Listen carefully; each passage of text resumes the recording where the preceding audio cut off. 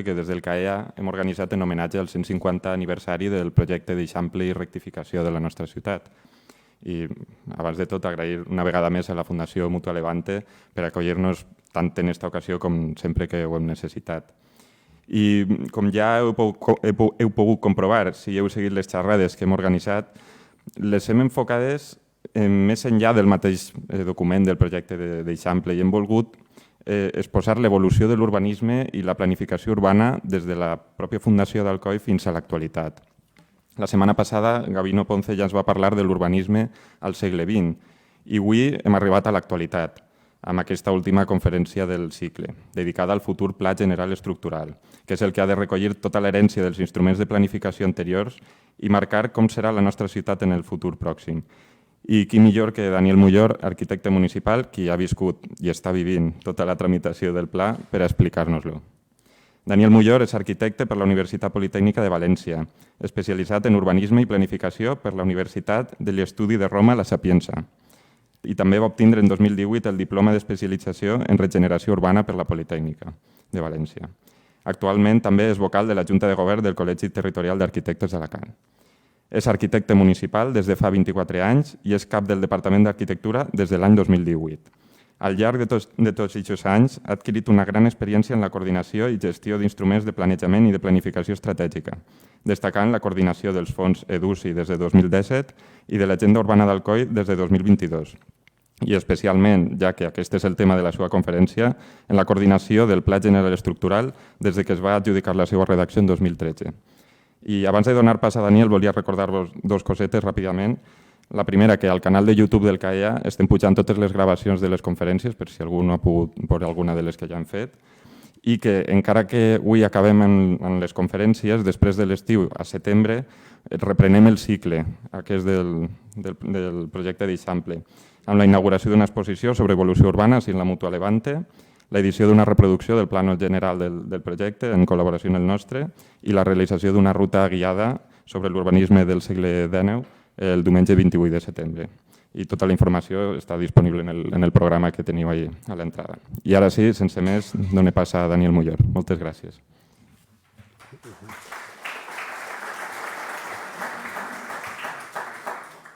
Muchas gracias, Álvaro. Me van a permitir dos cuestiones antes de empezar. La primera es que les tutee, ya que veo muchas caras conocidas y creo que será más distendido. Y la segunda es que os cuente cómo conocí a Álvaro Verdú.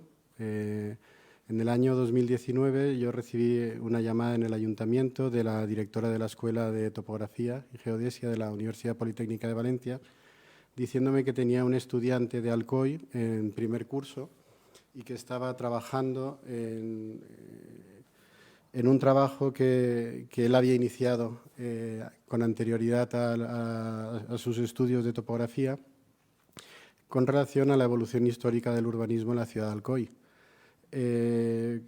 Casualmente yo esa semana o la semana siguiente tenía que bajar a Valencia y concerté una reunión con la directora para conocer a este alumno. Conocí a Álvaro, tuvimos una entrevista con su tutor, la directora de la escuela, y me enseñó lo que estaba haciendo y realmente me fascinó. Me pareció algo muy interesante, un trabajo muy riguroso. Y recuerdo que en el transcurso de la conversación que tuvimos le planteé que realmente estaba muy bien todo lo que estaba haciendo, que era un trabajo de investigación muy bueno, pero que lo que realmente a mí me sugería era que se pudiera vincular al nuevo plan general, o sea, que el futuro de la ciudad realmente pudiera tener la base en todo ese estudio que parecía muy interesante. Estas jornadas me recordaron eso, me recordaron aquella reunión en la que ya desde el principio de todo lo que, no únicamente Álvaro, todo esto se ha estudiado mucho, pero de aquella reunión informal que vino, pues surgió. Álvaro está trabajando ahora en el ayuntamiento, está de interino en el Departamento de Arquitectura, está participando en la redacción del Plan General y está padeciendo esa tramitación y disfrutando de la elaboración del documento. Y bueno, sin más, yo había estructurado un poco la charla en contaros un poco lo que ha ocurrido en estos 25 años, cómo hemos hecho la revisión del Plan General del 89, contaros un poco qué incluye el Plan General Estructural que estamos tramitando, qué contenido tiene y cuáles son las líneas generales de ese documento. Después hablaré de la planificación estratégica, que es un competidor que tiene la planificación urbanística y que no es algo nuevo, es algo que para nosotros en el Ayuntamiento de manera muy intensa se produce desde el año 2015, pero que en otras ocasiones ya ha ocurrido en la ciudad. La semana pasada se habló del Plan ARA y el Plan ARA fue una planificación estratégica que se realizó sobre la ciudad de Alcoy, sobre el documento de planeamiento que se había aprobado en el año 89, pero que básicamente tenía una finalidad de ejecución de unos proyectos concretos. Y finalmente haremos unas conclusiones. Esta imagen no la encontré yo, está Manolo Gomicia aquí, y cuando empezamos con la revisión del Plan General en el año 2013, elaboramos el documento. En el año 2014 nos presentaron un documento que luego tuvimos que corregir y nos dimos cuenta que para transmitirlo a la sociedad era necesario que la gente pudiese entender un documento técnico bastante farragoso. Contratamos a un equipo de comunicación y publicidad y la primera imagen que nos sacaron fue esta, ¿no? Fue esta viñeta en la que la sociedad veía el Plan General como algo inmóvil, ¿no? Algo que no se movía nunca. Yo no sé, muchos de vosotros, la cantidad de veces que me habéis preguntado cómo está el plan, en qué situación se encuentra, qué se ha avanzado, en qué punto estamos. Y la verdad es que no para, es un poco como la Tierra, que todos los días tiene un movimiento rotacional y traslacional, siempre se está moviendo, pero la sensación que tenemos es que estamos parados. Es cierto que con el Plan General el movimiento es muy lento, demasiado lento, excesivamente lento, pero lo cierto es que sí que se mueve, ¿vale? Yo voy a intentar en esta presentación, de alguna manera, que podáis entender esos movimientos, cómo se han ido produciendo, y por otro lado, esos parones que también ha habido, ¿vale? Esos momentos en los que ha estado parado, quizás el poder, ya no justificar, pero que podáis entender el por qué ha habido esos momentos en los que el movimiento se ha detenido o ha sido muy, muy lento. Empiezo en el año 2000, siglo XXI, me ciño al programa, hablaste hasta el siglo XX, empezamos en el siglo XXI, si bien la revisión del plan del 89 se inicia en el año 96, 7 años después de su aprobación, ¿vale? Se contrata a la Universidad Politécnica de Cataluña para que inicie ya la revisión del Plan General de Ordenación Urbana. En el año 2000 se convenia ya no directamente con la Universidad Politécnica de Cataluña, sino que se convenia también con la Universidad Politécnica de Valencia y entra Enrique Jiménez Valdrés, empieza a estudiar el territorio de Alcoy de una manera muy académica, ¿vale? Enrique estudia el territorio, analiza el territorio, nos hace unos planteamientos, recordaréis la regla de los tercios, la regla de los cuartos, ciertos análisis del territorio que no llegaban a plasmarse en esos documentos normativos necesarios para poder aprobar un documento urbanístico. Recuerdo que insistimos bastante para conseguir los documentos ordenados y estructurados que requiere cualquier documento de planeamiento. En el año 2007 hubo un cambio en el equipo redactor del Plan General, se contrata a Enrique Martí Gómez Azubipombo, pasamos de un concepto muy académico del urbanismo a un concepto muy jurídico, con lo cual el documento rápidamente adquiere el formato adecuado, los artículos que requiere un documento de planeamiento, todos los documentos, y ese documento se tramita y consigue el concierto previo. El concierto previo en la LUP, que era la Ley Urbanística Valenciana que estaba en vigor en el momento, era necesario y era un poco el concierto que se realizaba con la Consellería para poder conveniar las líneas maestras, los grandes desarrollos o las grandes intervenciones que pretendía el documento de planeamiento, poder conveniarlo con la Consellería y que te dieran el visto bueno para seguir adelante. Nosotros conseguimos esa aprobación del concierto previo, posteriormente derogaron la figura del concierto previo, con lo cual no nos sirvió de mucho. En noviembre de 2011 se obtiene el informe ambiental también del concierto previo y en el año 2011 también hay un cambio del equipo de gobierno, con lo cual se vuelve a buscar un nuevo equipo redactor del plan general, se saca un concurso que ganan una UTE formada por Juan Ribes, arquitecto, y Oficina Técnica TES, que es un despacho de ingenieros, principalmente de caminos, liderado por Salvador España, y son los técnicos que se encargan de elaborar el documento que estamos trabajando hoy en día. En mayo de 2013 se firma el contrato y en un año y un par de 2 meses, 3 meses, se elabora el documento. Tenemos reuniones semanales todos los jueves de 10 a 1. Nos reunimos para trabajar en el documento y se consigue en un plazo de un año poder elaborar el documento completo del plan general, según la Ley de Urbanística Valenciana, la LUV, que estaba en vigor en ese momento. En junio de 2014 nos entregan un cajón más o menos de estas dimensiones, era 1 metro por 60 por 50,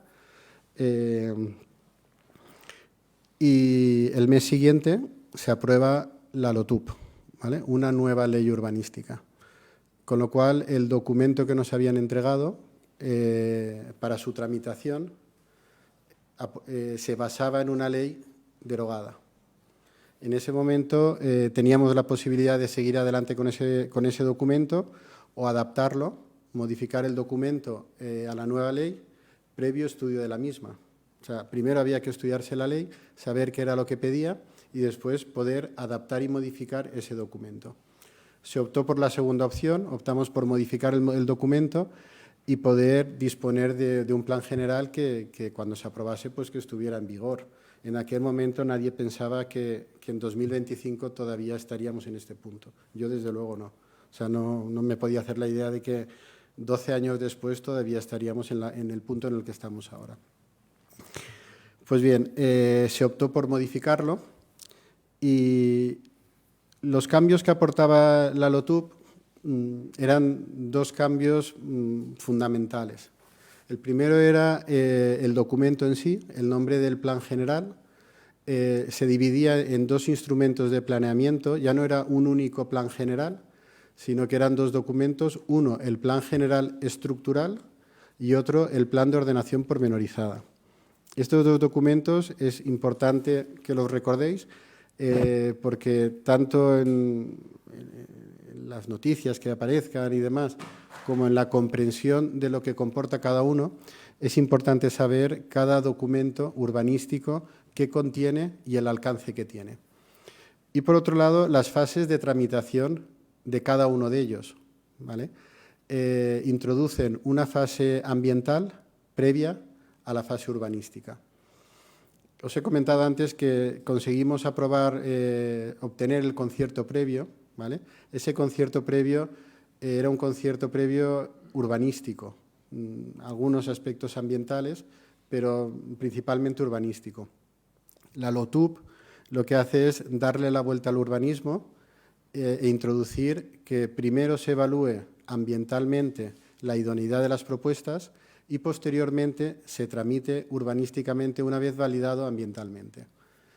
Eso ocurrirá con los 2 instrumentos de planeamiento, tanto con el Plan General Estructural como con el Plan de Ordenación Pormenorizada.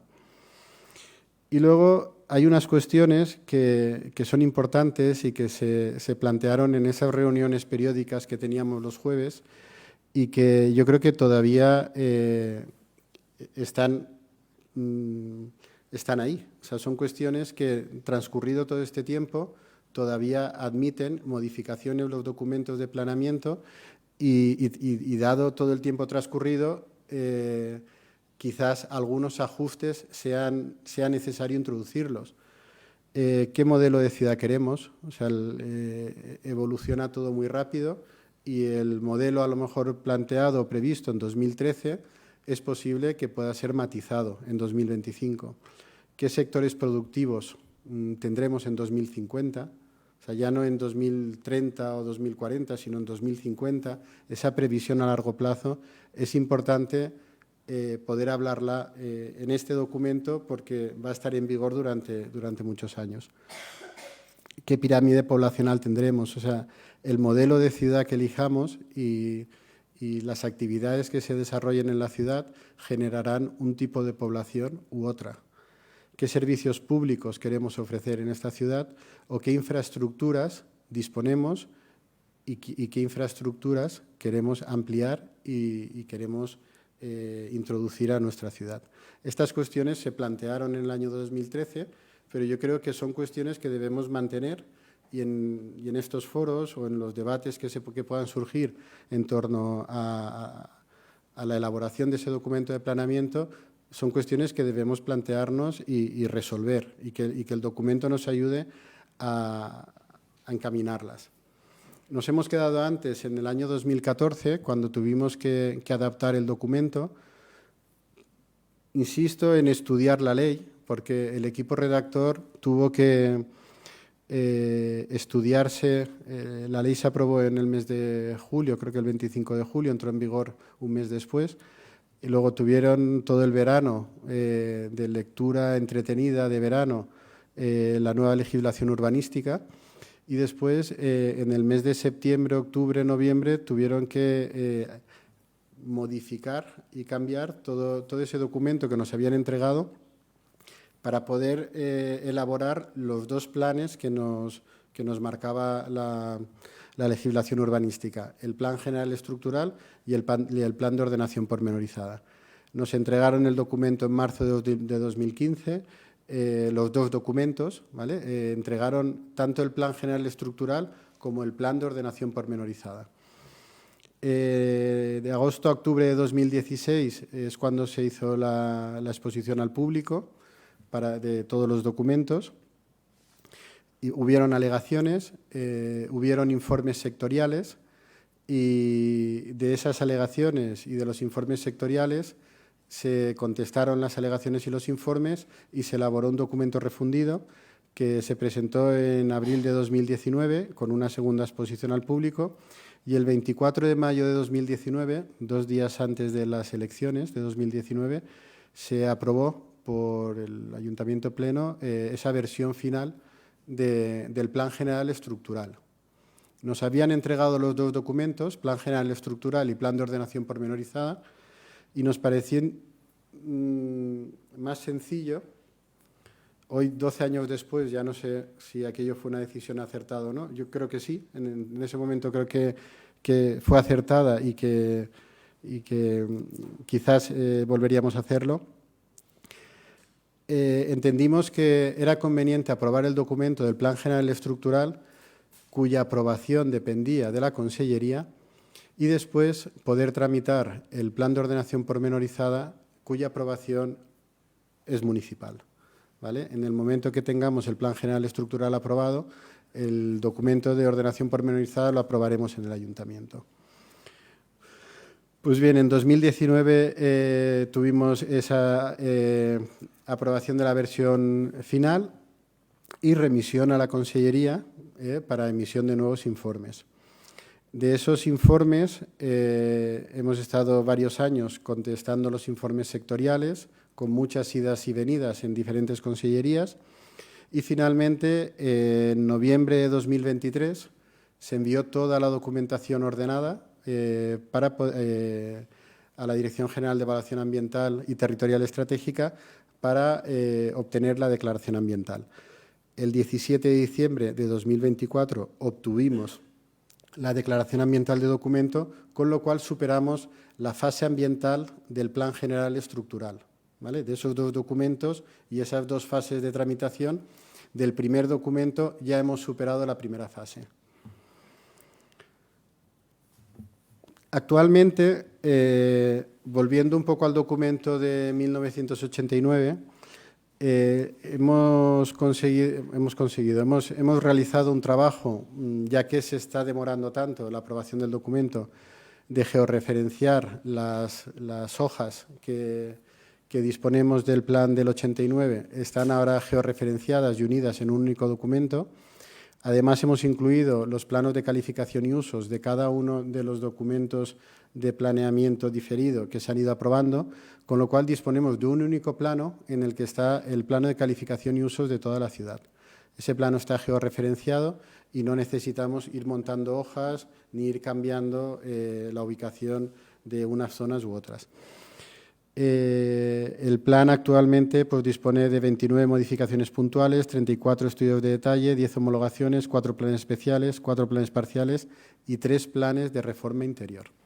El plan del 89 ha sufrido planeamiento de desarrollo y bueno, pues 29 modificaciones puntuales.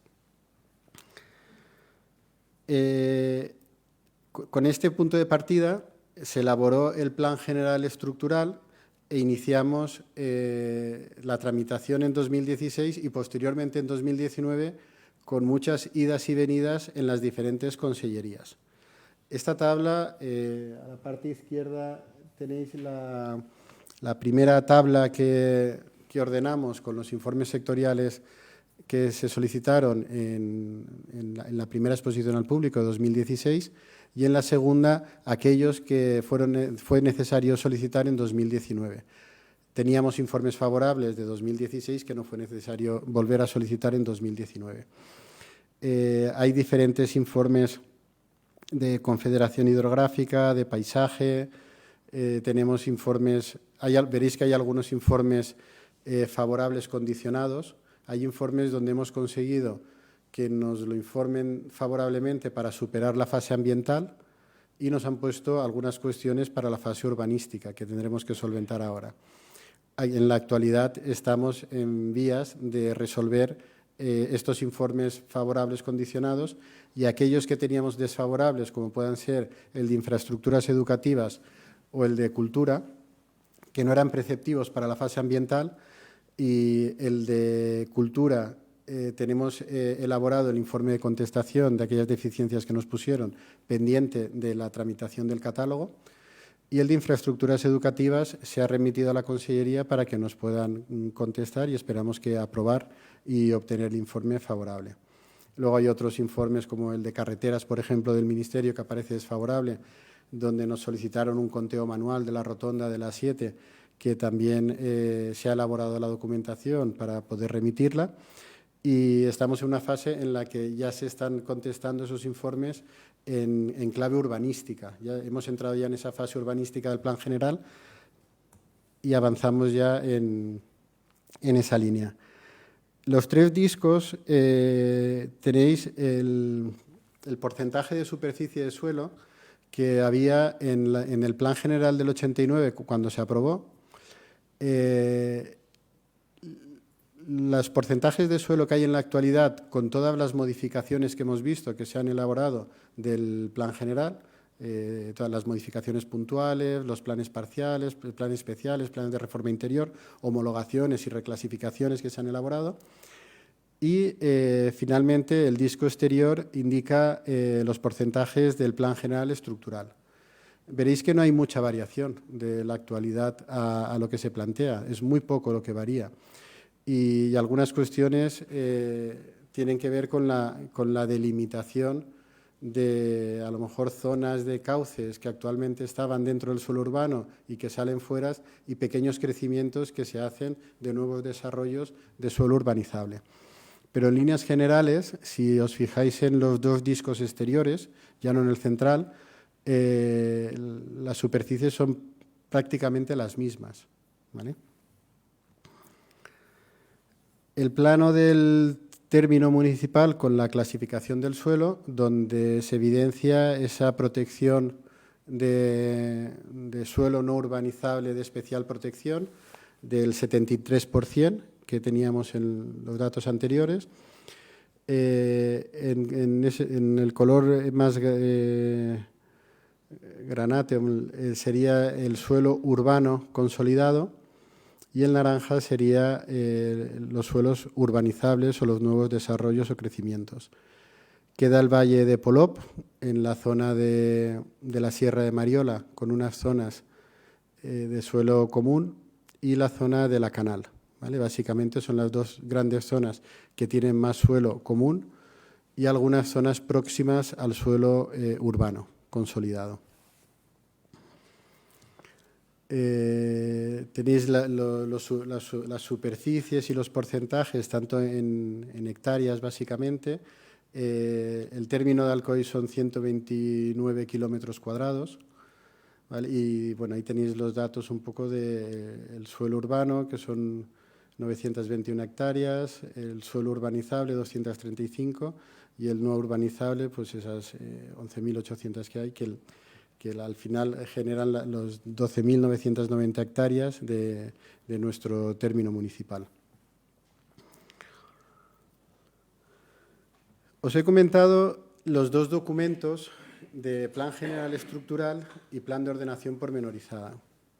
Es muy importante insistir y recalcar que el alcance que tiene el Plan General Estructural y que se regulará en el Plan de Ordenación Pormenorizada. El Plan General Estructural va a ordenar todo el suelo no urbanizable, tanto el común como el protegido, con ordenanzas, y regulará todo lo que pueda ocurrir en el suelo no urbanizable.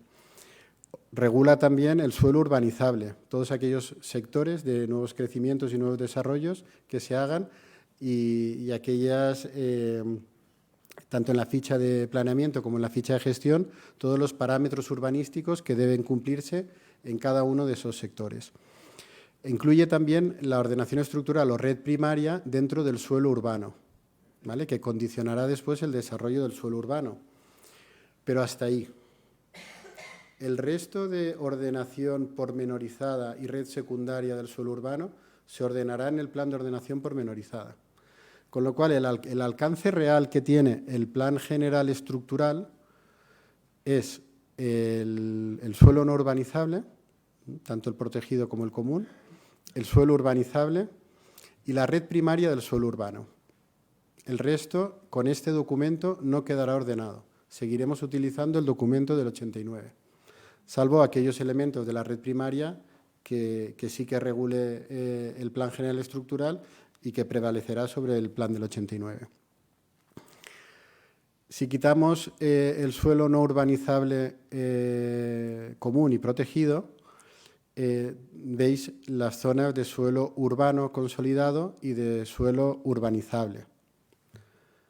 ¿Vale? Conocemos el casco urbano de Alcoy, el Varadello y el Sargento, Montesol y el Estepar.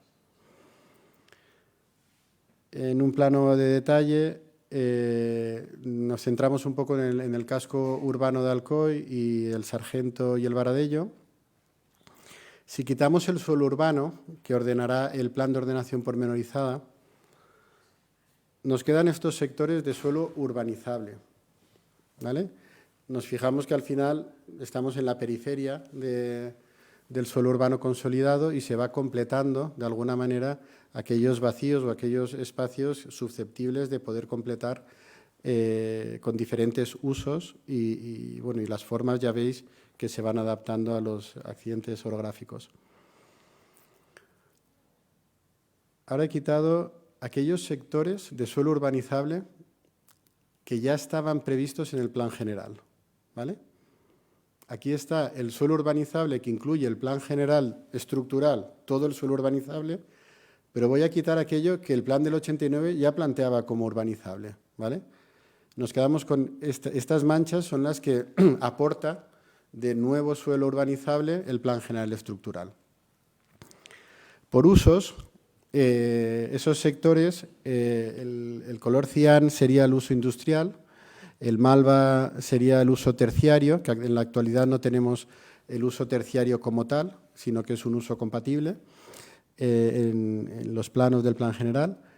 Y el color anaranjado sería los sectores residenciales, ¿vale? Fijaros, realmente, si volviésemos atrás de esas grandes manchas que había de suelo urbano y demás, lo que supone en este documento el crecimiento residencial por ejemplo, o el crecimiento industrial respecto a la ciudad. En esta tabla hay unas superficies de las zonas de ordenación estructural donde aparecen los nuevos desarrollos de suelo residencial, tanto de alta, de media o de baja densidad, suelo terciario industrial.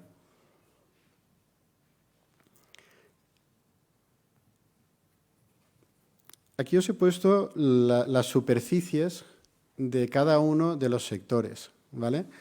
No son superficies muy grandes, ¿vale? Si empezamos por el suelo industrial 1 sería la ampliación del clérigo, ¿vale? Que apenas tiene 39,8 hectáreas, ¿vale? Con 400.000 metros cuadrados de suelo. La zona de pagos, que sería el suelo industrial 3, 228.000 metros cuadrados. O la zona de la fábrica de Parisi, que apenas son 3 hectáreas, 30.000 metros cuadrados, 28.000, creo que eran 28.000 y algo. No es un desarrollo industrial excesivo. En cuanto al uso terciario, como tal, este uso actualmente no lo tenemos en el plan general. Se plantea el suelo terciario 1, sería el acceso desde la autovía, donde está la rotonda que se ha hecho la cúpula del Molinar, 16 hectáreas. El 2 sería el acceso por el Revolcat, que son 6 hectáreas. El 3, la plataforma que queda debajo del recinto ferial, ¿vale? Y serían apenas 38.000 metros cuadrados. Y después, en la zona del sub 3, junto al campo del Collao, en aquella zona, ese sector se ha dividido en dos. La parte superior quedaría como residencial y la parte inferior sería terciario. Terciario es un uso de oficinas, comercial, hotelero, ¿vale? En cuanto a los usos residenciales, aquí ya incluyo tanto aquellos que incluía el Plan General del 89 como los que se plantean nuevos. El sector 1 es el SUM 2, que actualmente está en desarrollo, o sea, se ha presentado el plan parcial y está en tramitación, 10 hectáreas. El suelo residencial 2, que son 2 hectáreas, 2 hectáreas son 20.000 metros cuadrados, son sectores muy pequeños. Este ámbito es la parte superior del polígono de Cotesaltes, una pequeña zona que queda en la parte superior y que ya estaba incluida en el plan del 89. El SR3 es una pequeña zona en la zona de Llometes, lo que era el sector 3 de Llometes. El sector 4 se ha descartado por las fuertes pendientes que tenía y la afección de las líneas eléctricas. El sector 3 se mantiene, es la parte superior del Andreu Sempere, también 2,5 hectáreas. El sector 4 es el sub 3, ¿vale? La parte que queda en la parte superior del Collao, la zona de Riquer, también 13,9 hectáreas. El SR5 sería una ampliación del barrio de Batoy, ese es un nuevo crecimiento para cerrar el barrio de Batoy por el suroeste, también 60.000 metros cuadrados. El sector 6 es una pequeña bolsa que quedaba debajo de la zona de Serelles, entre el polígono de Cotesaltes y el sector 1 de la Solana, apenas son 16.000 metros cuadrados. El sector 7 es la zona del SUM 3, es la zona que queda encima de las fábricas de Aparici, también tiene pues 4,8 hectáreas. Y el suelo residencial número 8 apenas es 1,3 hectáreas debajo de la rotonda que queda en Pare Poveda. Vamos, son 12.000 metros cuadrados, es un sector muy pequeño y es un pequeño ámbito que queda que pretende resolver la subida de la calle Calderón. Y el sector residencial 9, que es el sector del Sargento, que también ha tenido su gestión, su programación y, bueno, está un poco encallado, pero bueno, también viene del plan del 89. Estos son los crecimientos que plantea el Plan General Estructural que son básicamente es completar la ciudad consolidada. El otro aspecto que regula el Plan General Estructural son las dotaciones públicas de red primaria, la ordenación estructural del suelo urbano. ¿Qué son las dotaciones? La red viaria, las zonas verdes y los equipamientos. En este plano aparecen los sectores de suelo urbanizable y las dotaciones, ¿vale? Es un poco lo que en el momento que se apruebe el documento, pues estas serán las afecciones que sí que tendrán vigor en el suelo urbano y el resto seguiremos manteniendo el plan del 89. En este plano aparecen también las infraestructuras. También se regulan en el Plan General Estructural las infraestructuras, aquellas de ordenación estructural, los grandes tendidos eléctricos, las grandes canalizaciones de saneamiento o suministros de gas de alta presión, las infraestructuras principales, los pozos de agua y conducciones de abastecimiento, también quedan reguladas en el Plan General Estructural. En cuanto a superficies, en la parte izquierda podéis ver las superficies de parques, jardines y áreas de juego, que en el documento del Plan de Ordenación Pormenorizada hay una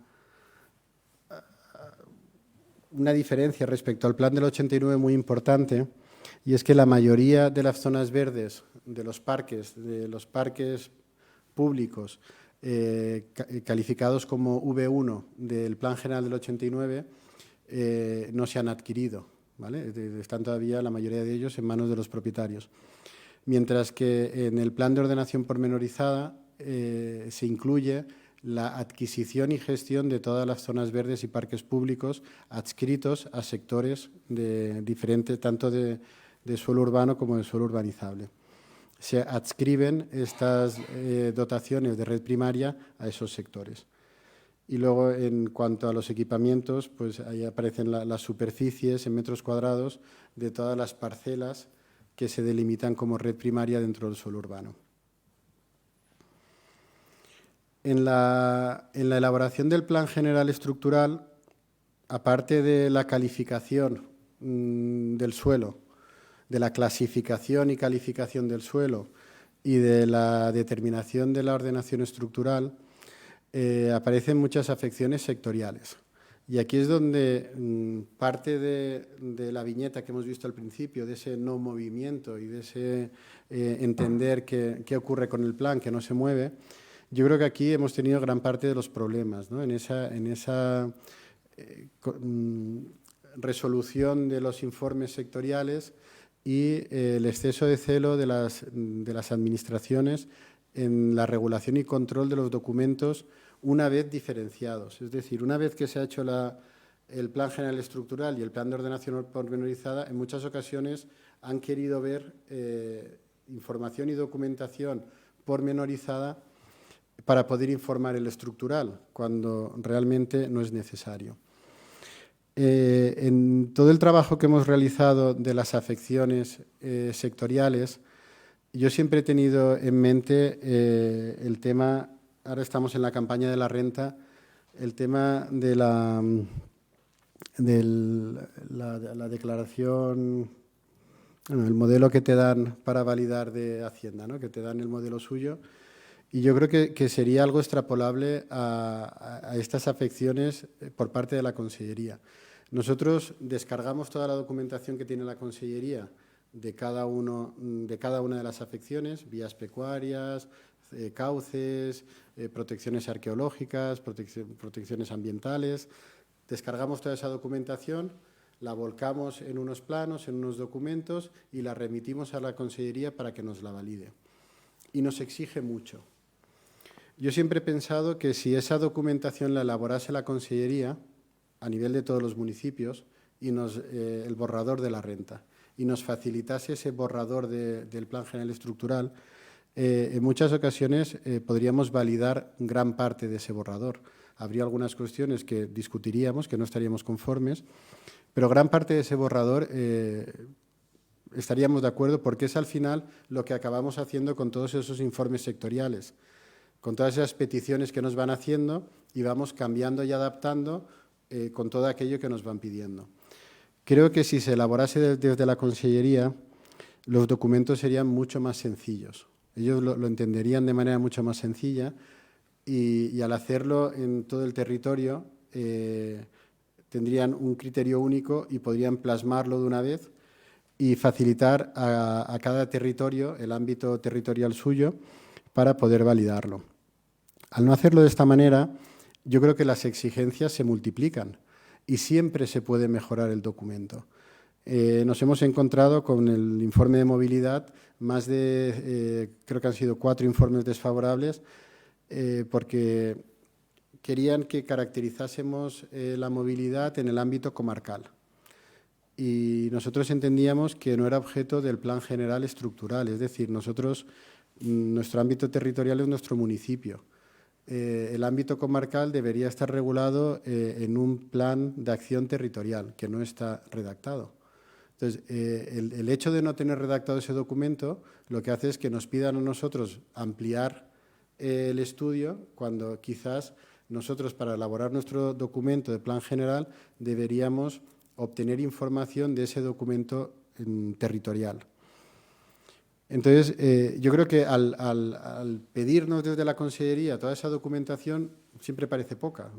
Poner esto, poner aquello, ampliarlo por aquí, ampliarlo por allá. Y en algunos casos hemos tenido la sensación de un exceso de documentación solicitada que al final, entre el documento inicial y el final, el cambio no ha sido sustancial. Con lo cual, el tema de las afecciones sectoriales, la emisión de informe y la cantidad de documentación requerida para emitir esos informes, yo creo que en algunos casos sí que ha supuesto un retraso considerable en la tramitación del documento. Aparte de las afecciones, en el documento de Plan General Estructural nos piden una serie de estudios e informes que acompañan al documento propio urbanístico, que es un plan de movilidad, un estudio de tráfico, un plan acústico, estudio de acústico de nuevos sectores, la evaluación ambiental y territorial estratégica que hemos superado, estudio de paisaje, en fin. Una serie de documentos que acompañan, complementan y son necesarios para la elaboración del documento del plan general, pero que realmente volvemos a lo mismo. O sea, en ocasiones pierden de vista que se está tramitando en el marco del plan general y el plan de movilidad nunca les parecía bastante. De hecho, nos cambiaron el nombre, era un plan de movilidad municipal y pretendían cambiar todo el documento una vez elaborado. En el plan acústico municipal que elaboramos en 2015, en 2018 aprobaron una norma que requería que hubiera una actualización de datos cada 5 años. Con lo cual, cuando nos emitieron el informe en 2019 o en 2020, Fernando se acordará, teníamos que volver a realizar todas las mediciones acústicas que habíamos hecho en 2015, cuando nosotros lo habíamos remitido en 2016 y creo que la Dirección General todavía no se había creado y no emitieron informe al respecto. En 2025 entiendo que tocaría una nueva revisión. O sea que vamos entrando en una dinámica en la que es complicado adaptar todos estos documentos. Bueno, pues estos documentos también acompañan al plan general. Yo creo que sería interesante ir aprobándolos, ir sacándolos del documento del plan para aligerar esas alforjas y poder agilizar la tramitación de ese documento de plan general. Entonces, en el momento que el plan de movilidad pudiera estar maduro y pudiera tener el contenido suficiente para su aprobación, que pudiera aprobarse y sacarse ya de la tramitación del plan general. Yo creo que eso podría ayudar a aligerar un poco la carga de revisión y análisis del documento. El catálogo es un documento que he querido resaltar porque no se incluyó en el contrato que hicimos con el equipo redactor. lo habíamos trabajado con Paco Blay en su momento, hicimos una comisión en el ayuntamiento para iniciar la revisión del catálogo y se empezó un trabajo de elaboración de fichas, de buscar nuevos elementos que quizá deberían incluirse en el catálogo.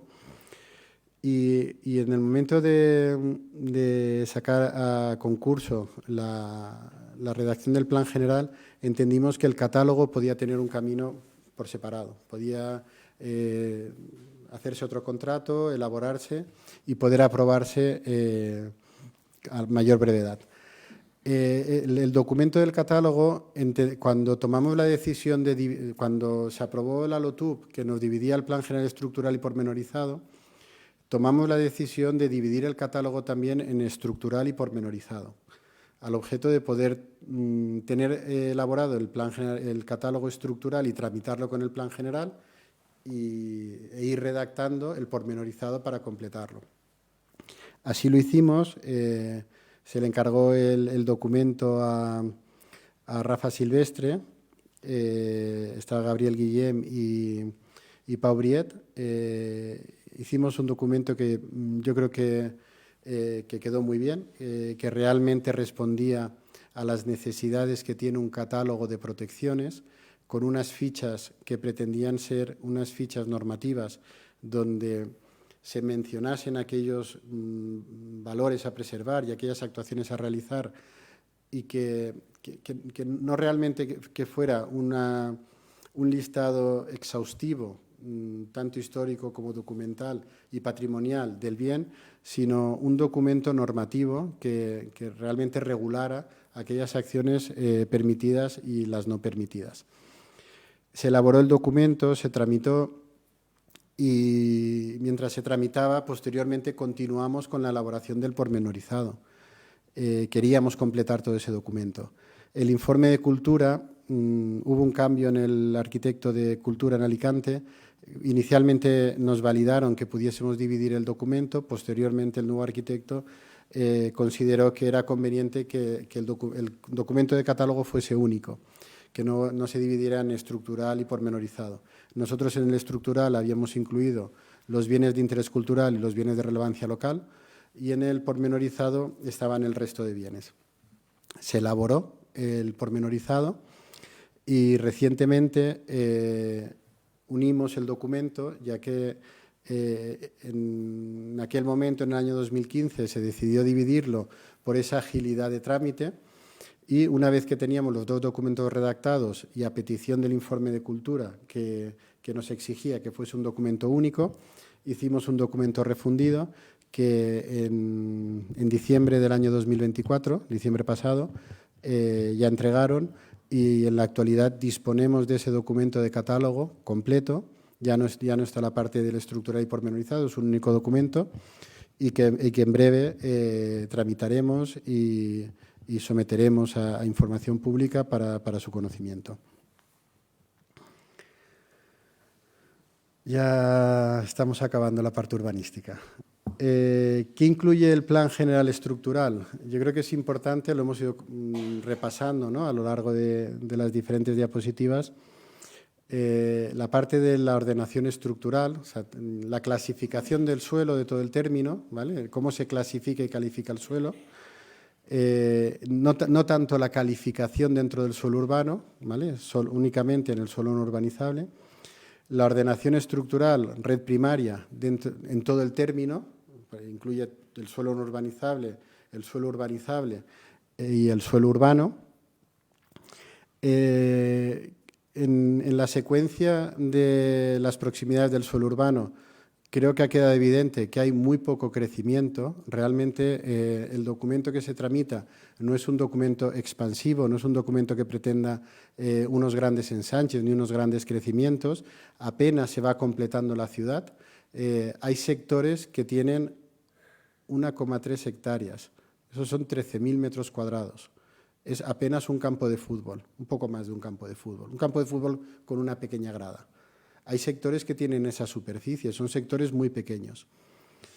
Es importante la superposición de todas las afecciones, es decir, el hecho de poder disponer del documento del Plan General Estructural en un GIS donde pueda existir una superposición de capas y esté todo solapado y que podamos solicitar información y nos dé un listado de todas las capas que se ven afectadas y todas las afecciones que hay sin necesidad de estar buscando en diferentes documentos, como ocurre en la actualidad, de tener que ir a ver el catálogo, tener que ir a ver un documento de ordenación o tener que ir a ver otro documento sectorial para ver si está afectado o no. El hecho de superponer todas las afecciones y tenerlas todas ordenadas nos puede permitir el tener la certeza de que todas las afecciones que pueda tener una parcela estén listadas y las podamos identificar de manera clara. Hay una parte importante de este documento de planeamiento que es la optimización de las infraestructuras ya ejecutadas. Al no ser un documento, o sea, un planeamiento de expansión, lo que está haciendo es centrar todo el desarrollo que pueda tener, o gran parte del desarrollo que pueda tener la ciudad en la ciudad consolidada, con lo cual el esfuerzo se va a centrar en el mantenimiento, conservación y mejora de aquellas infraestructuras que ya disponemos y la ampliación de aquellas que pueda ser necesaria en los ámbitos de nuevos desarrollos perimetrales o que hemos visto que quedan en las proximidades del suelo urbano consolidado. Luego, hemos comentado el tema de la superposición de las afecciones y la coordinación que existe en la elaboración de todos los documentos. El hecho de tratar al mismo tiempo la movilidad con el ruido, con el paisaje, con el dominio público hidráulico, al final el que se esté trabajando todo eso en el mismo documento permite tener en cuenta todos esos aspectos al mismo tiempo, con lo cual el resultado yo creo que genera una mayor calidad del documento. La regulación del suelo no urbanizable, lo hemos comentado al principio, y las directrices para la ordenación pormenorizada. Este documento sí que va a marcar aquellas directrices de cómo tendrá que hacerse la ordenación pormenorizada de la ciudad consolidada, que es lo que no incluye el documento del Plan General Estructural, el Plan de Ordenación Pormenorizada. Este documento nos lo entregaron, lo hemos comentado al principio, que en el año 2015, cuando se adaptó el documento, nos entregaron el Plan General Estructural y el Plan de Ordenación Pormenorizada. Durante todo este tiempo se ha trabajado el Plan General Estructural, es el que se ha ido adaptando a todas las afecciones, a todas las alegaciones y a todos los requerimientos que han ido surgiendo. No ha sido así con el Plan de Ordenación Pormenorizada. Ese se entregó, lo pasamos a GIS, sí que no lo tenemos, no se dejó en AutoCAD, en 2D, se pasó al GIS para poder disponer de todos esos metadatos y tenemos el documento que lo vamos completando con el catálogo y con aquellos documentos que vamos elaborando y que vamos superponiendo y actualizando.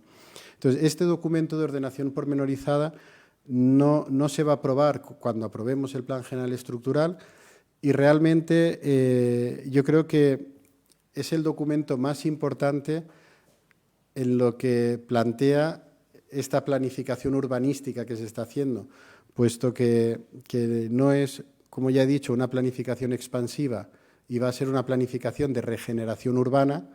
El documento que realmente va a ser importante y va a ser necesario estudiar en profundidad va a ser el Plan de Ordenación Pormenorizada, que es donde vamos a realmente tener cómo se va a desarrollar la ciudad y los crecimientos poblacionales que vamos a tener se van a producir principalmente en la ciudad que ya conocemos. Con esto acabo un poco el segundo punto, que era el Plan General Estructural y el documento o la planificación urbanística. Ahora os voy a comentar la planificación estratégica, que es complementaria a la urbanística. Lo que pasa es que compite con la urbanística en lo que aporta. Es decir, os iba a decir que aquí viene el color, ¿vale? O sea, todo lo que hemos visto es normativo, es muy riguroso, está muy normalizado. Está todo cada cosa donde tiene que ir, muy técnico. Y la planificación estratégica es aquello que más o menos va planificando qué acciones se pueden llevar a cabo en la ciudad a corto plazo, ¿vale?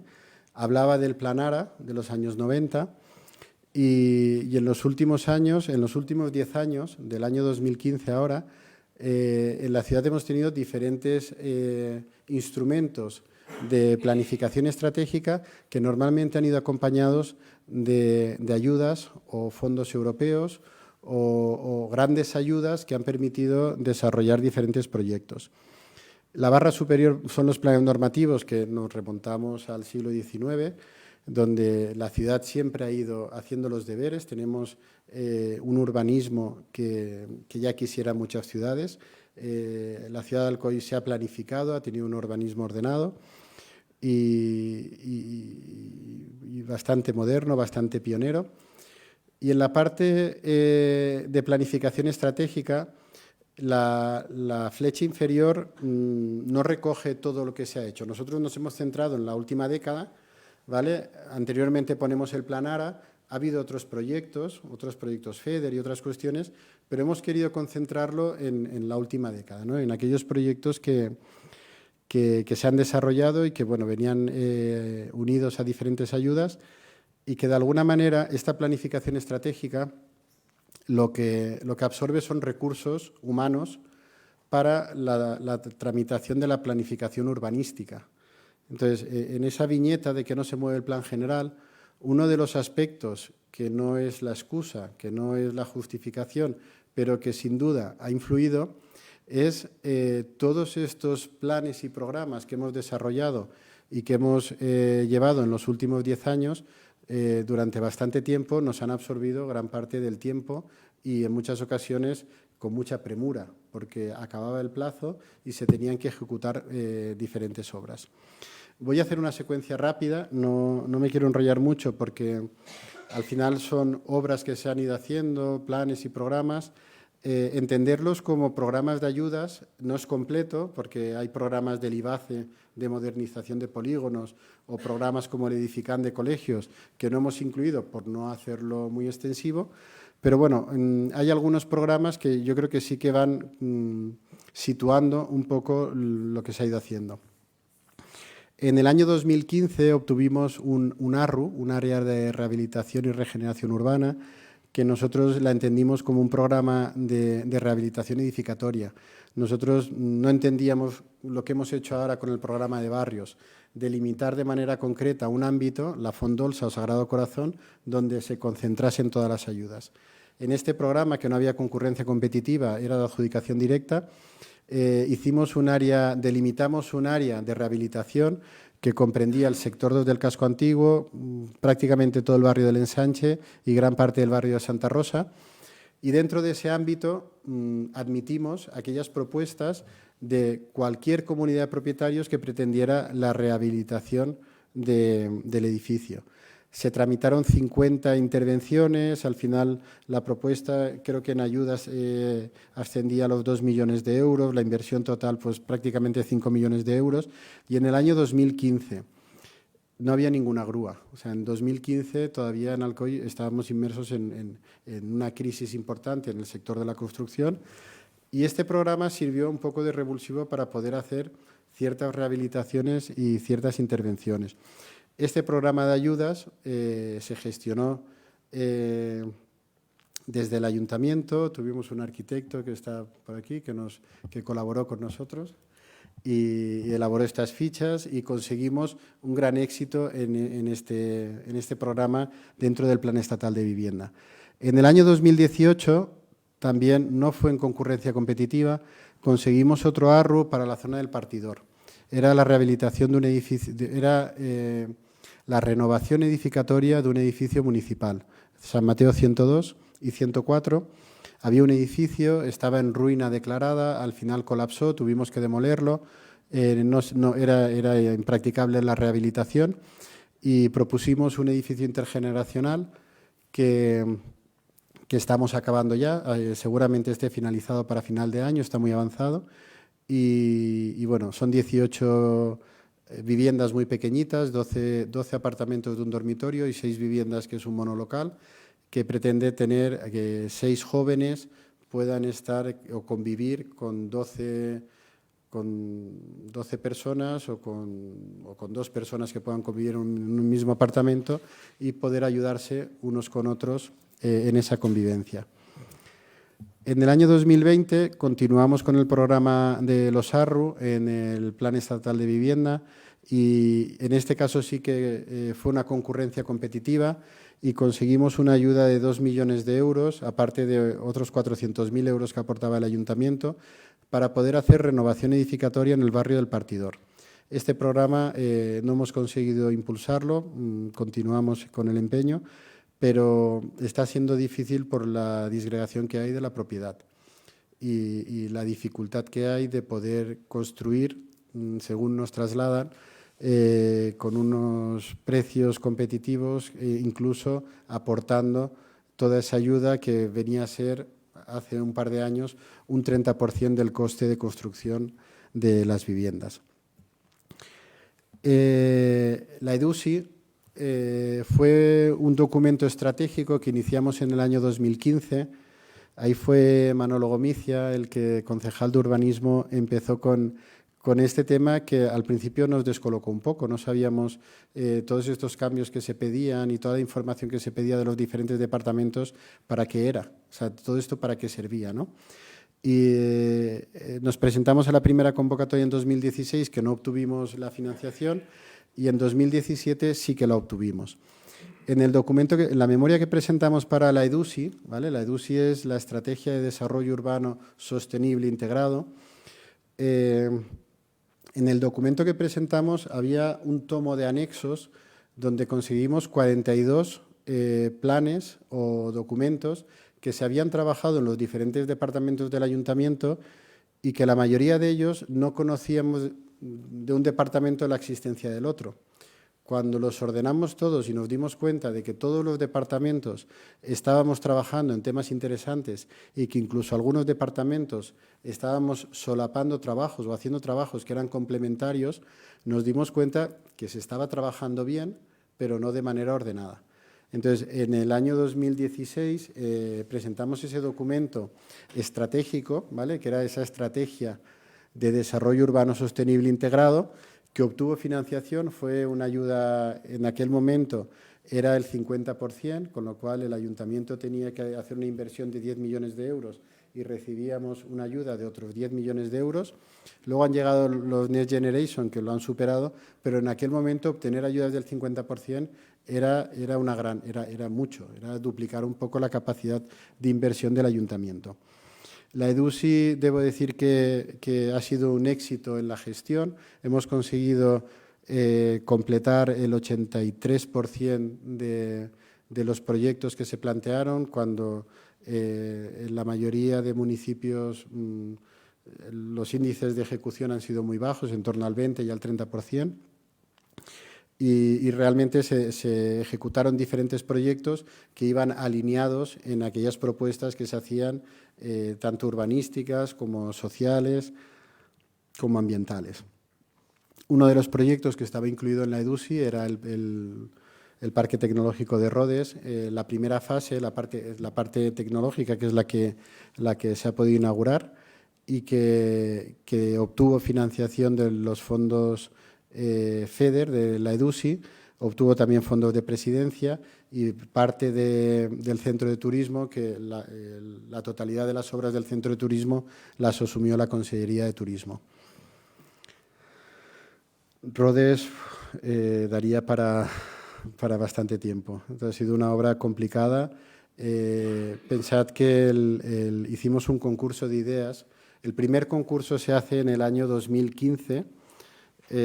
Recuerdo que Manolo todavía no estaba de concejal de urbanismo, estaba de innovación y empresa, y se hace un primer concurso de recuperación de enclaves industriales, que incluía el Molinar, la fábrica de Ceres y Rodes. De allí vino un ganador, una maqueta, una modificación puntual de planeamiento de 2 años, un concurso de ideas para la redacción del proyecto que finaliza en 2020, se adjudica en el confinamiento, se redacta el proyecto, se inicia cuando salimos del confinamiento, se redacta en pandemia, licitamos las obras y empieza la guerra de Ucrania, la subida de precios y realmente encontramos bombas, creo que 80 artefactos de la guerra enterrados y realmente la ejecución de la obra de Rodés ha sido muy compleja. La agenda urbana. La agenda urbana es en sí el documento de planificación estratégica. Cuando se aprueba en el año 2019 la agenda urbana española, nosotros ya seguíamos la anterior que había de la ONU, en la que ya habíamos visto los objetivos de desarrollo sostenible y habíamos extraído de alguna manera la importancia que tenía ordenar los proyectos y ordenar las acciones que se hacían en la administración local, tanto para situarlas en aquellos objetivos que se enmarcaban dentro de cada ámbito, como para poder interrelacionarlas. Es decir, la mayoría de los proyectos no se atribuyen únicamente a un objetivo de desarrollo sostenible, sino a varios. Y realmente lo que pretende es que cuando se trabaja en cada uno de los departamentos, que sí que podamos pensar cómo podemos ayudar al otro departamento que también está implicado en este proyecto. Por ejemplo, las viviendas que se incluyeron en la EDUSI, en la rehabilitación que se hizo en el edificio de San Mauro 13, desde el Departamento de Arquitectura se hizo una rehabilitación de un edificio, sin más.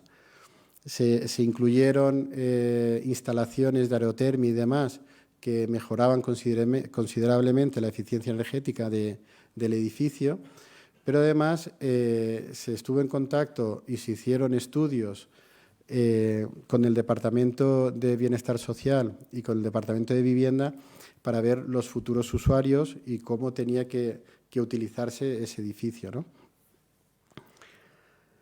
En cuanto al PAI, que aprobamos en el mes de febrero, el documento que se requería para poder presentar la nueva convocatoria de la EDUSI, los nuevos fondos que se plantean dentro del programa operativo de los fondos FEDER, antes era la EDUSI y ahora lo que te pedían era no un documento único de esa estrategia de desarrollo, sino te pedían tener una edil, ¿vale? Lamento toda esta jerga que al final es difícil de seguir, pero al final nos la han introducido y es la única manera de poder explicar un poco toda esta planificación en tan poco tiempo de tantos documentos. En el año 2016 hicimos la EDUSI, era un documento único, y en la actualidad debíamos tener una EDIL, que era una estrategia de desarrollo integrado local, ¿vale? Tiene mucho que ver con aquella EDUSI. Ese documento estratégico, en nuestro caso, era la agenda urbana. Nosotros habíamos sido ciudad piloto de la agenda urbana, obtuvimos una ayuda de 200.000 euros de los fondos Next Generation para poder hacer el plan de acción de la agenda urbana y disponíamos ya de ese documento estratégico, ¿no? La EDIL ya la teníamos hecha. Y teníamos que hacer el PAI, que era el Plan de Actuación Integrada, que era el que de alguna manera desarrollaba o indicaba o explicaba aquellos proyectos que íbamos a incluir en la captación de fondos. Estamos a la espera de que se resuelva la convocatoria. Nos consta que se han presentado muchísimas ciudades y muchísimas agrupaciones de pequeñas poblaciones, diputaciones y demás. El proyecto de Vía Parque está incluido en este programa, con lo cual si obtenemos la financiación es posible que se pueda iniciar el proyecto de la Vía Parque. Dentro de los fondos Next Generation y fuera del PAI que se ha solicitado, están los fondos del PIREP, donde se ha rehabilitado el antiguo asilo, con el Museo de Camilo VI, que ya está finalizado, y la Pinacoteca, que esperamos que quede finalizada a final de este verano. Se dividió en 3 fases y bueno, aquí también se han conseguido fondos para poder rehabilitar todo el edificio. Otro programa de los fondos Next Generation es la zona de bajas emisiones, donde se han reurbanizado diferentes calles de la ciudad. Esta es la calle San José, que se reurbanizó recientemente, y en la actualidad estamos licitando las obras para reurbanizar la calle Joan Cantó, que se reurbanizará con criterios similares a la calle San José y materiales similares. Va a salir a licitación en breve, en 1 o 2 semanas, las obras de urbanización del acceso sur dentro del programa de sostenibilidad turística. En este caso, la financiación es del 100% con los fondos Next Generation, incluye el IVA, con lo cual toda la ejecución de las obras está subvencionada y esperamos licitarlo también en 1 o 2 semanas. Y bueno, hay muchos más proyectos que se están llevando a cabo dentro de esa planificación estratégica, de esos proyectos que se van ejecutando a corto plazo. Y de alguna manera este batiburrillo de proyectos, de estrategias y demás, lo que pretende es cómo nos ocupa el tiempo. O sea, realmente todas estas ayudas que tienen un plazo definido, que en muchos casos es improrrogable, como en el caso de la EDUSI, que acababa el 31 de diciembre del 23 y no se amplió el plazo. Por eso muchas ciudades no fueron capaces de finalizarlo y acaba el plazo.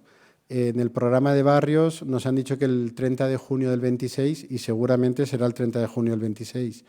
El PST, el acceso sur, creo que es 31 de marzo del 26. Con lo cual, todos esos proyectos, con tanta premura, lo que van haciendo es que van absorbiendo todos los recursos humanos que hay en la administración y en ocasiones se van dejando otros documentos, otros trámites, otros proyectos que son igual o más importantes y que no tienen. Ahí en pequeñitos he puesto el Plan Especial de Conservación y Protección del Casco Antiguo, el Plan de Ordenación Pormenorizada que no hemos desarrollado, el catálogo que sí que tenemos y que tenemos que tramitar ya, o el Plan General Estructural. Esos documentos normativos importantes para poder desarrollar esa planificación estratégica, deberíamos ser capaces de poder impulsarlos y agilizarlos. Y ya acabo, las conclusiones. Simplemente quedaros con el poco crecimiento que incluye el Plan General Estructural, la importancia que va a tener la consolidación del suelo urbano, es decir, el futuro Plan de Ordenación Pormenorizada, la importancia que va a adquirir y la necesidad de trabajarlo y poder hacernos esas preguntas del principio para poder acertar y saber cómo regenerar la ciudad consolidada. La homologación normativa, realmente lo que os quería trasladar es que el documento de Plan General Estructural es casi una homologación. Si os fijáis, la cantidad de suelo urbanizable que incorporamos del documento de planeamiento del 89, el poco crecimiento nuevo y el recoger todas las afecciones sectoriales que ya nos imponen las consellerías o ministerios, realmente lo único que estamos haciendo es homologar a la normativa actual, con lo cual entiendo que la tramitación debería ser mucho más rápida. Y luego la regulación y ordenación del centro histórico, que es algo que es una asignatura pendiente. El plan del 89 no lo ordenó. El plan del 89 puso una normativa transitoria y un artículo que decía que en el plazo de 1 año se desarrollaría un plan de reforma interior que ordenaría el casco antiguo. Se intentó, pero no se consiguió. No se aprobó el PERI, que se tramitó en su momento, y ahí quedó. En el año 2003, el 30 de abril, se publicó una homologación que se homologaba el casco antiguo a la RAU. También se incorporaba una ordenanza transitoria y bueno, el casco antiguo de Alcoy ha ido funcionando desde aquel plan de ensanche y rectificación, ¿vale? De aquellas rectificaciones, pues con poca ordenación. O sea, no ha tenido una regulación y ordenación clara desde entonces. Y un poco las excusas, el hecho de que estemos aquí de 2000, del año 2000 que hemos empezado, ¿no?, a 2025 únicamente con la fase ambiental aprobada del Plan General Estructural, pues yo creo que tiene que ver con un exceso de burocracia. O sea, realmente es muy costoso cumplimentar todas las exigencias que hay de cada uno de los documentos, la complejidad en la resolución de informes sectoriales. En ocasiones no te dejan casi ni presentarlo. O sea, uno de los informes intentamos presentarlo antes de la DATE el año pasado y nos dijeron que no, que hasta que no tuviésemos la DATE, que no lo presentásemos porque normalmente la DATE cambiaba muchas cosas. No ha sido nuestro caso. La DATE apenas nos cambia temas menores del planeamiento. No hay grandes modificaciones, con lo cual sí que hubiésemos adelantado si lo hubiésemos tramitado con anterioridad. El exceso de información requerida, que realmente lo comentaba con quién hace las cosas. Si tuviésemos un borrador de las afecciones de las consellerías, yo creo que la información que aportarían sería infinitamente menor que la que nos requieren. Plazos dilatados, muchas veces se dilatan el tiempo sin motivo y, desde luego, la falta de diligencia de las administraciones en la tramitación, en ocasiones incluyendo la administración local. O sea, en ocasiones ha habido momentos en los que lo hemos dejado ahí y no ha habido la diligencia que un documento como este requeriría. Y bueno, por último, no he puesto texto, pero hay una conclusión que creo que sí que es evidente. El plan de ensanche y rectificación, que cumple ahora 150 años, tenía una vocación de ensanche. O sea, quería planificar cómo iba a crecer la ciudad, cómo tenía que ser el Alcoy del futuro para muchos habitantes, cómo iba a crecer esa gran ciudad. Yo creo que el plan que se propone en la actualidad tiene un horizonte en 70.000 habitantes. O sea, el plan en sí ha buscado ser objetivo y poder conseguir ese techo de 70.000 habitantes, y lo basa principalmente en la regeneración urbana, o sea, en el desarrollo de la ciudad consolidada para poder optimizar y acabar de consolidar todos aquellos vacíos urbanos, todos aquellos usos industriales o terciarios en desuso que puedan albergar otros usos, y poder optimizar en sí aquellas infraestructuras que ya disponemos. Así que yo creo que debemos agilizar la aprobación de este documento de Plan General Estructural para poder centrarnos en la elaboración del plan de ordenación pormenorizada, que realmente será el que aporte ese desarrollo futuro de la ciudad que tendremos en 2050. Bueno, muchas gracias.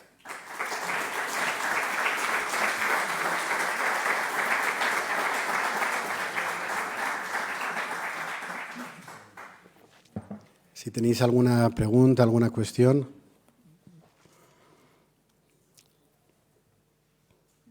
Una pregunta tonta. Per què és tan cansino i tan pesat tot? Però s'ha passat les coses, o sigui, per tot no. Perquè mateixa, quan han fet els de Cerelles, allà va ser que t'ofegaves i en 4 dies ho van fer. I, sin embargo, tot el resto que està necessitant, però des de fa ja no 35 anys més, està tot emparat. Jo crec que són moments diferents. O sea, en el moment que es va desenvolupar Cerelles era un moment que en general el que es feia era expansió. Es feien plans parcials i programes per tot arreu i era créixer. I en aquest moment les conselleries el que feien era aprovar aquests documents urbanístics perquè les ciutats pogueren créixer. En el cas de Cerelles es va fer no un desenvolupament del sector industrial que n'hi havia, el sector 5 únicament, sinó que es va fer una reclassificació del sòl. En l'actualitat, aquests expedients són molt llargs, actualment. És de veres que també les modificacions normatives han anat parant aquestes qüestions que en la legislació anterior permetia una certa agilitat i en l'actualitat requereix de tots aquests informes cada volta més, i també de més documentació i tràmits per poder aprovar-ho. En l'actualitat és excessiu el celo en el control de tot el que es fa.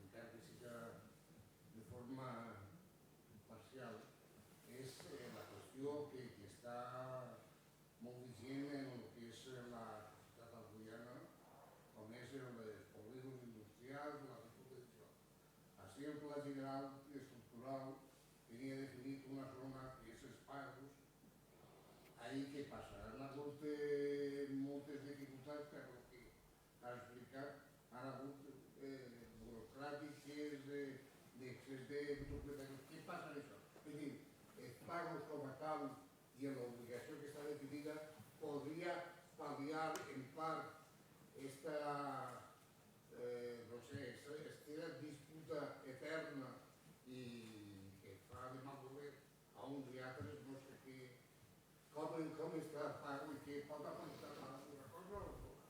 Sí, Pagos està incluït en el Pla General Estructural. Hem vist que crec que eren 22,8 hectàrees, 228.000 metres quadrats de sòl. Edificabilitat que té el sector són 130.000 metres quadrats de techo. De techo industrial, tecnològic. No és la vocació de Pagos, no és de grans naus. Però realment jo tornaria un poc a les preguntes que hem fet de quin sistema productiu volem i quin territori tenim. L'àmbit de Pagos és una zona complicada. Jo recordo que en el seu dia Manolo Gomizia va anar a Madrid, al CEPES, a oferir el sòl perquè poguérem desenvolupar-ho ells i que foren ells que pogueren gestionar-ho tot com a societat pública. I van vindre a visitar-ho i la primera reacció realment va ser de sorpresa. Jo crec que quan van vindre de Madrid ens van prendre un poc com a locos, en el sentit de dir, jo pensarien que anaven a veure un polígon com el d'Ibi, o que anaven a veure com el d'Ibi, o que anaven a veure una extensió de sòl prou gran. Això són 22 hectàrees, no és molt gran. L'orografia és la que és i a més requereix un nou accés a la ciutat. Realment es van sorprendre en el sentit de dir, caramba, sí, el que teniu que fer. Quan van veure el Molinar, perquè nosaltres, l'àmbit de Pagos, jo crec que és un àmbit que sí que té un diàleg en l'àmbit del Molinar, en el que una rehabilitació de tot l'àmbit del Molinar i un diàleg entre el passat i el futur podrien donar una qualitat d'un parc tecnològic en Pagos, ja no un sòl industrial a l'ús, de naus de 2.000, de 5.000 metres, sinó una part un poc més tecnològica, una part de quin tipus de teixit productiu volem. Hi havia una pregunta que era aquesta. Què volem? Volem naus? Volem competir en aquestes naus grans? No sé si podem en Pagos, però Pagos pot complementar en l'àmbit del Molinar el que ha sigut la indústria i el que pot ser una indústria tecnològica en uns àmbits recuperats que no n'hi ha en ningú puesto. El parc tecnològic de Rodes, jo crec que palaus de congressos i centres de convencions i demés n'hi ha per tot el món una barbaritat. Que estiguen dins de la ciutat i que tinguen uns edificis, una arquitectura com la que té Rodes i que puguen oferir al barri de Santa Rosa de l'Eixample del centre aquesta ubicació, no n'hi ha tants. L'àmbit del Molinar en pagos es pot complementar molt bé per a poder fer alguna cosa diferent que difícilment es pot trobar en ningú altre puesto. Pagos està en el pla general. Pagos és un ús industrial però una vocació tecnològica terciària, d'oficines o que pugui tindre un altre ús. I pal·liar aquest dèficit d'indústria depèn del dèficit d'indústria que es demana. Si estem demanant la indústria de 10.000 i 15.000 metres de nau, jo crec que és difícil. L'orografia de Pagos. S'ha fet algun estudi i sí que encaixa i es pot urbanitzar i es pot edificar, però igual no es poden edificar extensions de 15.000 metres planes i totes a un mateix nivell.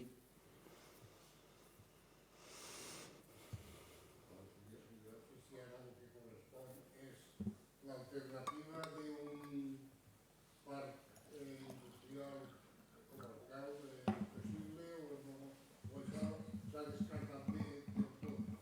Una possibilitat? A veure, jo crec que sí que és possible. Jo crec que hi ha un tema que no es treballa i que s'hauria de treballar, i és l'ordenació del territori fora dels límits de les poblacions. Realment, jo crec que vaig estar en una conferència d'Alfonso Vegara, és un arquitecte, crec que és d'Almoradí, però que treballa per tot el món. I plantejava un projecte que està fent en una illa que n'hi ha baix de Singapur, no recordo el nom, que era una illa que estava verge i que estaven fent una ciutat nova pal·liant l'èxit que havia tingut Singapur. S'havien donat compte que en barco tenien 25 minuts. I diuen, bueno, doncs, si el preu de la vivenda en Singapur està altíssim, si fem una ciutat nova en aquesta illa, doncs, i estaven fent uns criteris de sostenibilitat prou interessants. Però el que volia comentar era l'anàlisi que va fer Alfonso Vegara d'aquest àmbit territorial. I ell era en la ciutat d'Alacant, i es parlava de la relació que n'hi havia entre la ciutat d'Alacant i la ciutat d'Elx. I ho va comparar en la ciutat de Màlaga, perquè és molt paregut. Quan veus el casc antic i el port d'Alacant, la ubicació de l'aeroport, la zona industrial, i al costat poses la ciutat de Màlaga, és idèntic. El casc antic de Màlaga, el port de Màlaga, l'aeroport, el parc tecnològic que es va crear i demés, és tal qual. I ell parlava que lògicament, Alacant i Elx és el mateix, i tenen que aclarir-se i tenen que treballar de la mà. Però no es quedava ahí. Ell parlava d'un àmbit, no recordo si parlava de Calp, de Dénia, i arribava fins a Cartagena. I parlava d'un àmbit de 3,3 milions d'habitants. Una àrea riquíssima en valors naturals, en valors culturals, i en un potencial enorme. I realment, s'ha m'ha clavat. No únicament la línia entre dos municipis, la línia entre dues comunitats autònomes, la que liava. I diu, però és que és absurdo no veure el territori des d'aquesta perspectiva i ser capaços de poder afrontar els reptes des d'una perspectiva major.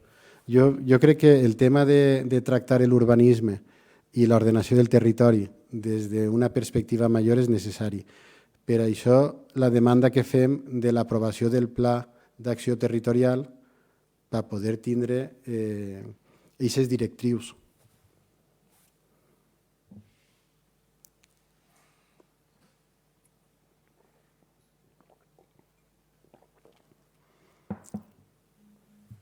Alguna pregunta més? Doncs moltíssimes gràcies.